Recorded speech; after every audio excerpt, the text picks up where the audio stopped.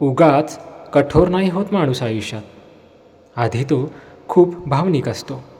लोकांवर जीव ओवाळून टाकणारा असतो. आपलं सगळं देऊन टाकणारा असतो. तो प्रत्येक नातं मनापासून जपतो.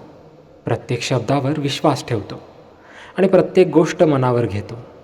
पण जेव्हा तोच विश्वास तुटतो, जपलेली माणसं दूर जातात आणि आपली किंमत फक्त गरजेपुरती उरते, तेव्हा तो हळूहळू शांत होतो.